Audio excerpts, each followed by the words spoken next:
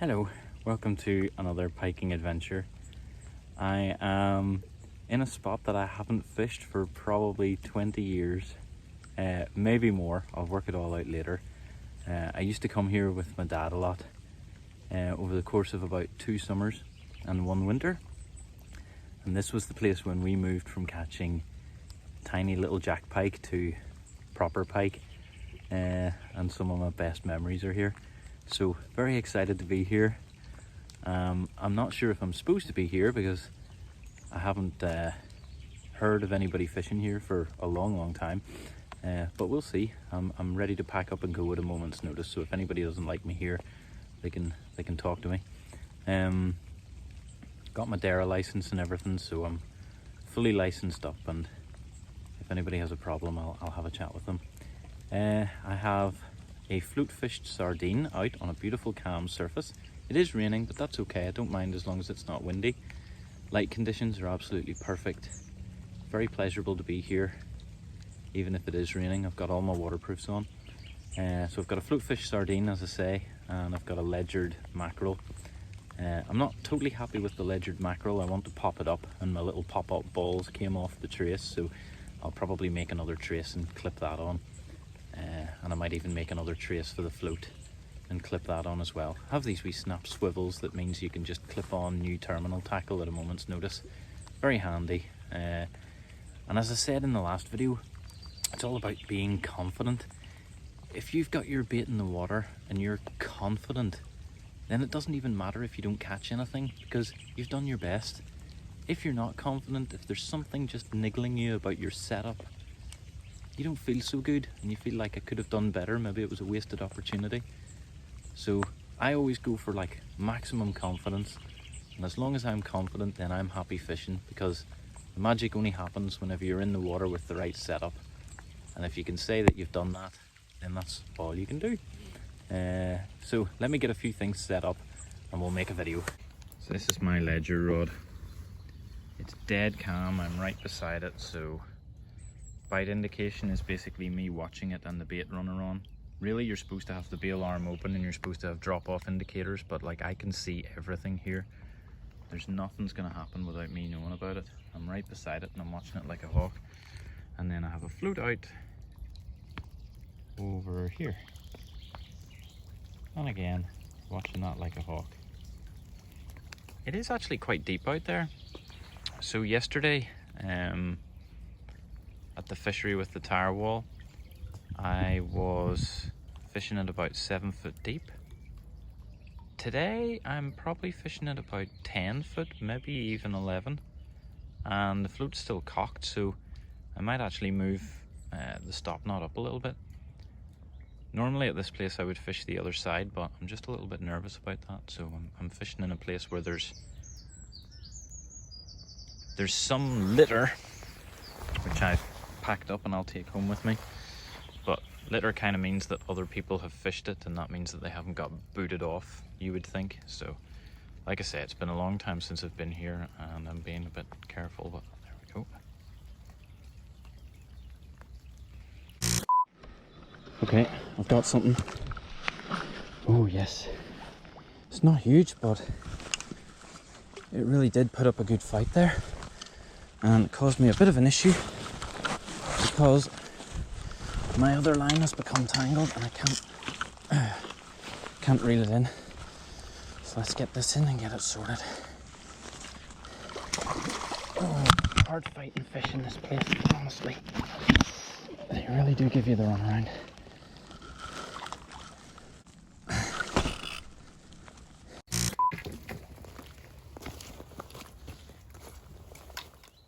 And the hook came out in the net.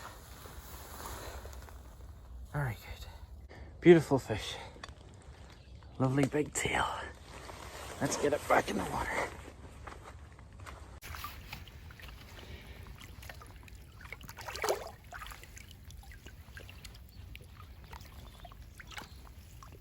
It's obviously strong and ready to go. There it is. Lovely to see them swimming away. Back down to the depths. And ready to catch its mum. Oh, that fish that I just caught took a ledgered dyed red mackerel with dynamite baits predator liquid in it, and I have a video showing you how I made these. Basically, my friendly neighborhood window cleaner gave me some mackerel that he'd caught on a sea fishing trip towards the end of last summer, and I took the mackerel and dyed them red, put some predator liquid and some sardine oil in them, and here we are today catching pike on them. Wonderful. Now I was considering popping up a bait, but that last fish I caught it hard on the bottom, and I'm not going to mess with success. What worked before will work again. This is something that Danny Belfield, who has a channel called Danny's Angling Blog, says, and he's just right. What worked before will work again. So we'll get this out there and we'll see if we can get another one. Greedy bugger, look at the size of it too. But there you are, you know, I mean, that's exactly what I was saying. Confidence in the bait, confidence in the location, confidence in your gear and your setup. All you gotta do is cast out and play the waiting game. So there it is. I've got a hook in the tail, a hook in the flank, good long trace, about 22 inches, and then I've got a good solid lead here. I had this on yesterday because I was fishing in high winds, but that's like a 3-ounce lead. It's really heavy. I might swap that out, but not now. I want to get back out there. Usually pike have a feeding window, and that feeding window doesn't last long, but it's when you get all your action.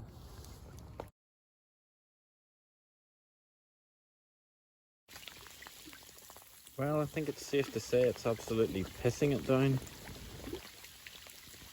Still having a great time. Not much has happened since that first fish. Not much at all. I've recast a couple of times and tried once again a little bit of lure fishing with the bait caster, and that's still going very well after seeming to crack it yesterday. Practice makes perfect. But I don't really want to mess about with the bait caster too much because I've got a float rod out and a ledger rod, and really, you know, you should be paying attention to them instead of messing about. Just wanted to see if I got into any horrible bird's nest issues, and I didn't, so I'm really pleased with that. It seems like I put in like 2 good hours of solid practice, and maybe the fact that some line came off the spool whenever I had to cut it 2 or 3 times sort of made the spool more manageable. I don't know. Anyway, look, I'm thoroughly pleased. I think as long as I keep my thumb on the spool while I'm casting and just sort of control it well, it seems to work all right. So that's a new tool in my belt, and it's really good because there's places to fish that are like 15 minutes away from me, and on my lunch break I can just go there and maybe fish for half an hour with the lures, and that's enough time to catch anything that's in front of you if it's hungry. It means I can fish more often as well, you know. I don't have to pack a load of stuff and wait for a day off whenever the kids are in nursery and all the rest of it. I can just go and come back in like an hour and a half and say that I've been fishing and feel like I've been fishing, so that's great. There's really not much I can do here, except wait. I don't have like an effective tripod and all the gear today, so you're not getting a great cinematic experience, but here it is. Hopefully this will just be a little interlude before I show you the big massive pike that I catch. I'm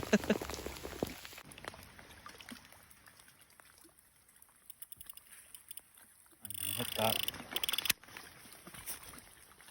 Yeah.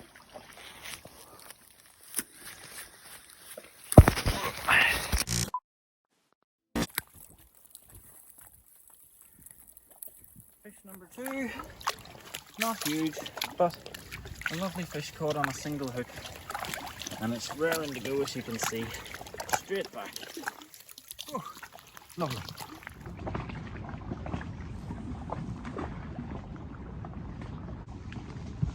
Gonna change the bait.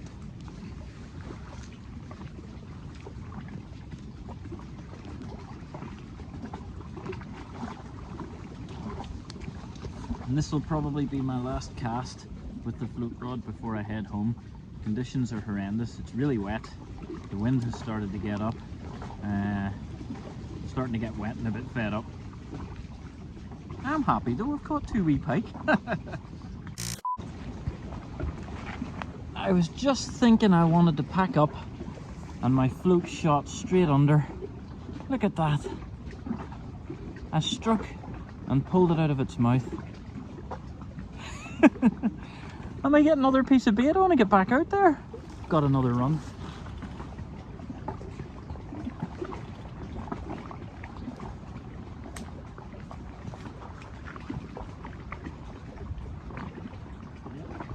Another small one.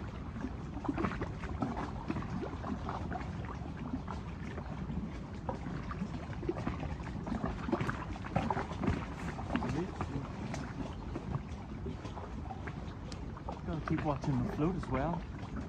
Oh, God. It's off.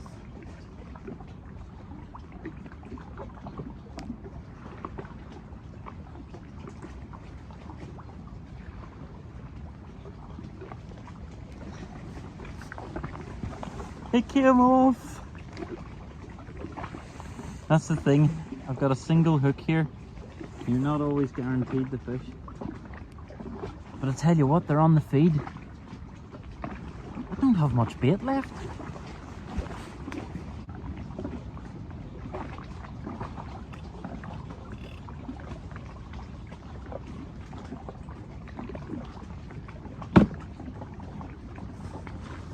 Crazy non-stop action the last 30 minutes.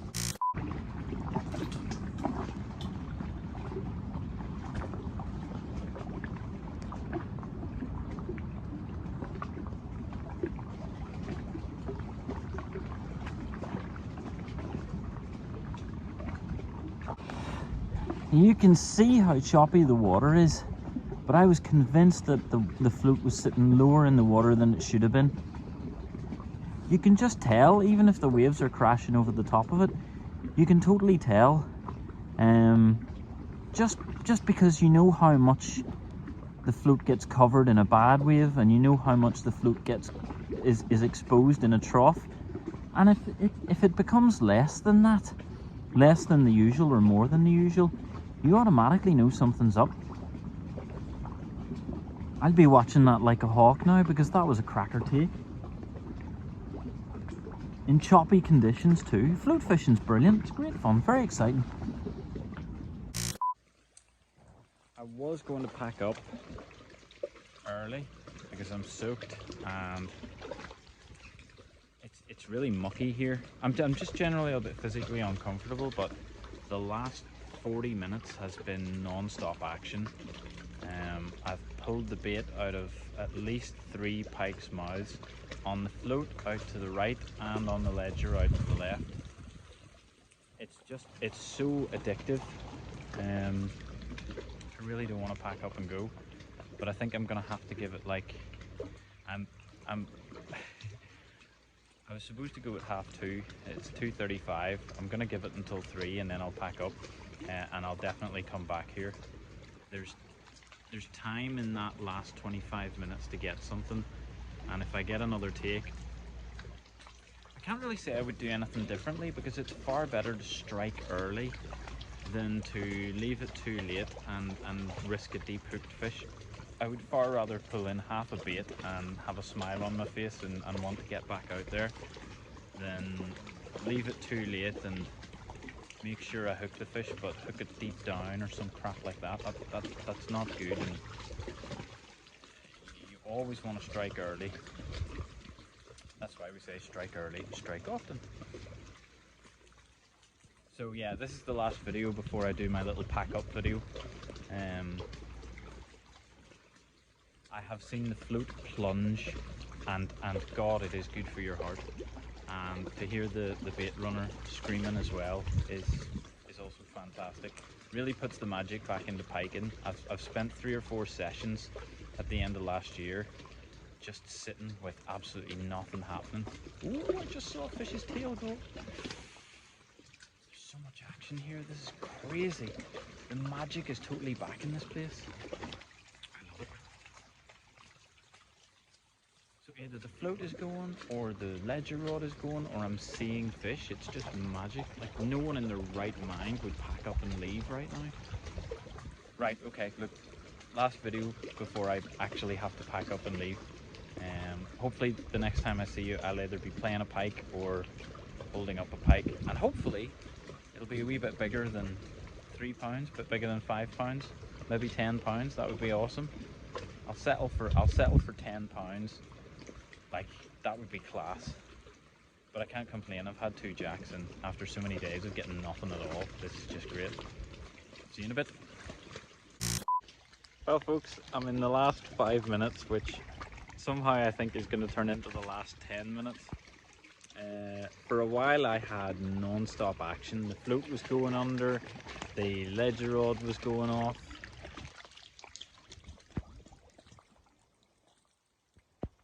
Oh, there it goes, look! Honestly, this is just crazy. There it goes again. I tell you what, I'm going to play this real safe because there's a single hook on there and it's just in the head of the fish. Something's running with it, running with it, running with it, running with it. Right, I'm going to hit it.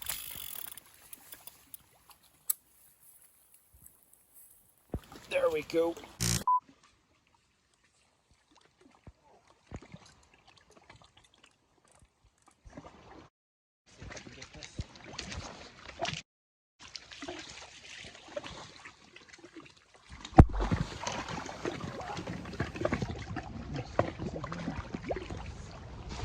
Right.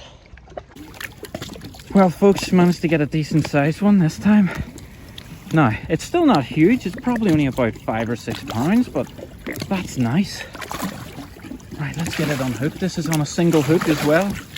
Gotta love it, like single hooks. I'll be using it more often. That's the 3rd fish I've caught on single hooks out of 4 runs in total. So really not bad. Let me get this on the unhooking mat and we'll get a lovely picture. That's a cracker. Yep, that's a fat fish. Whew.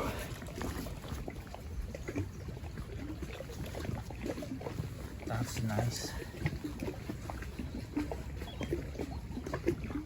A bigger fish. Very welcome. Look at that. Single hook comes out. So easy.